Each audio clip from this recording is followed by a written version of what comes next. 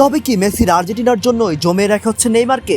আর্জেন্টিনার বিপক্ষে যেদিন ব্রাজিলের ম্যাচ হবে সেদিনই বোঝা যাবে কেন এতদিন ধরে নেইমারকে নিয়ে একটু তাড়াহুড়া করছেন না কার্লো আনচেলত্তি। কারণ নেইমার মাঠে থাকলে আর্জেন্টিনা শুধু একজন খেলোয়াড়কে মার্ক করবে না, তাদের পুরো মিডফিল্ডের পরিকল্পনায় বদলে ফেলতে হবে। নেইমারকে থামাতে হবে অতিরিক্ত একজন, কখনো দুজন মিডফিল্ডার তার দিকে ব্যস্ত থাকবে। আর সেই মুহূর্তে ভিনিসিয়াস জুনিয়র, মাথিউস কুনা কিংবা অন্য আক্রমণ ভাগের খেলোয়াড়দের সামনে তৈরি হবে বিশাল স্পেস। ব্রাজিলের সবচেয়ে বড় সুবিধাটা আসলে এখানেই। চলুন নেইমারকে দিয়ে আর্জেন্টিনা বধের সেই মাস্টার প্ল্যান জেনে নেই।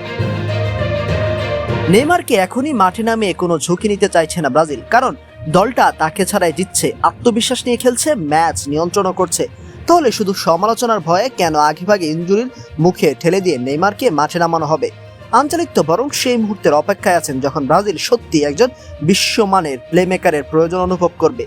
নেইমারের আসল পার্থক্যটা সংখ্যাতেই বোঝা যায়। ধরুন তিনি 5টি ক্রস দিলেন, তার মধ্যে 4টি নিখুঁতভাবে সতীর্থদের কাছে পৌঁছালো। অন্য একজন হয়তো একই 5টি ক্রস দিয়ে সফল হবে মাত্র 2টি।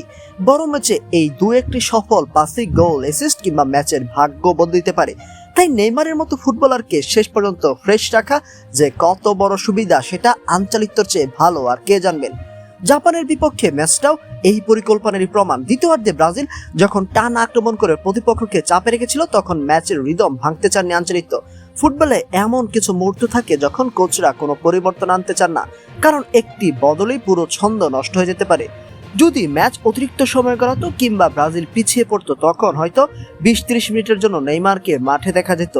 তার সার্ভিস এতটাই কার্যকর যে অল্প সময়ে ম্যাচের চিত্র বদলে দিতে পারেন। সামনে নরওয়ে, এরপর সম্ভব ইংল্যান্ড, তারপর হয়তো আর্জেন্টিনা। টুর্নামেন্টের এই কঠিন পথ পার হতে ব্রাজিলের দরকার শতভাগ ফিট এক নেইমার, বিশেষ করে আর্জেন্টিনার মতো দলের বিপক্ষে যেখানে তার উপস্থিতি প্রতিপক্ষের পুরো ডিফেন্সিভ পরিকল্পনা বদলে দিতে পারে। যেখানে নেইমারকে আটকাতে অন্তত 2জন আর্জেন্টাইন মিডফিল্ডার কিংবা ডিফেন্ডারকে ব্যস্ত থাকতে হবে, ফলে সেই সুযোগ লুফে নিতে পারেন ভিনিসিয়াস, রায়ান কিংবা কুনিয়া। তাই নেইমারকে বেঞ্চে বসিয়ে রাখাটা ব্রাজিলের জন্য দুর্বলতার লক্ষণ নয়, বরং এটা হতে পারে ব্রাজিলের বিশ্বকাপ জয়ের সবচেয়ে বড় মাস্টার প্ল্যান। আর যদি পরিকল্পনা সফল হয় তাহলে নকআউট পর্বে দেখা যেতে পারে সবচেয়ে জাদুকরী, সবচেয়ে সতেজ এবং ম্যাচের মোড় ঘুরে দেওয়ার জন্য প্রস্তুত এক নেইমার জুনিয়র। আপনার কি মনে হয় আর্জেন্টিনা পারবে নেইমারকে আটকে রাখতে?